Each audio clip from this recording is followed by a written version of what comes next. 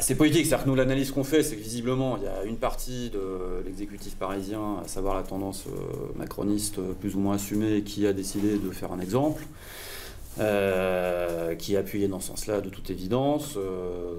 Nous, encore une fois, le souhait que l'on formule et l'espérance que nous avons, c'est que la maire de Paris n'est pas dans cette optique. Ça reste, même si on a forcément un certain nombre de désaccords, ça reste une femme de gauche, et donc on fait aujourd'hui vraiment appel à elle pour faire preuve à la fois de mesure aussi d'humanité, parce que j'attire vraiment l'attention sur les conséquences individuelles pour les deux camarades, mais aussi et surtout, j'ai envie de souligner que la décision qu'elle va prendre aura une portée politique évidente et sera analysée.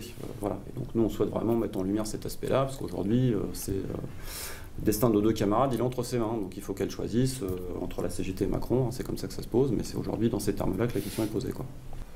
Donc, je ne vais pas revenir sur ce que Baptiste a dit.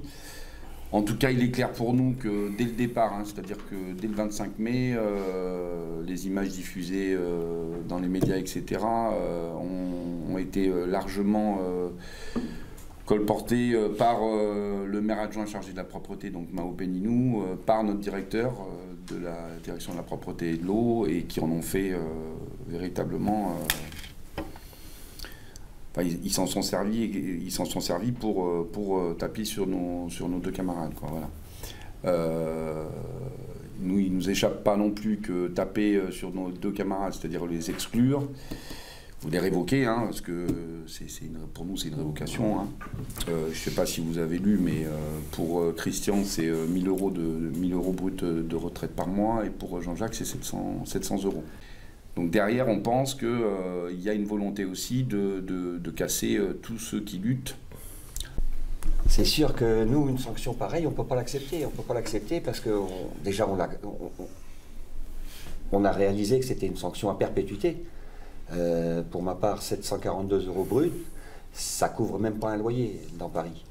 Donc c'est inacceptable, c'est injuste et on ira jusqu'au bout. Il y a un nouveau combat qui va se mener, les camarades sont là, oui, c'est sûr, mais nous, personnellement, on ne peut pas accepter une sanction pareille.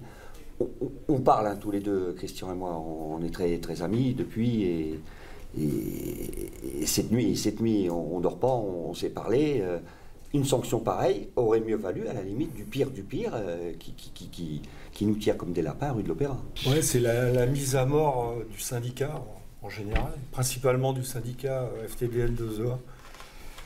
Et ils nous ont choisi, c'était de la manipulation pure et simple.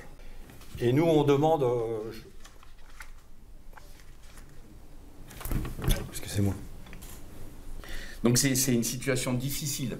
Donc on n'oublie pas non plus, hein, que dans ce pays, il n'y a pas que Jean-Jacques et Christian. Hein. On sait que chez les cheminots, il y a une centaine de cheminots qui sont inquiétés. Il y a 300 camarades de l'énergie qui sont inquiétés judiciairement par leur employeur, etc.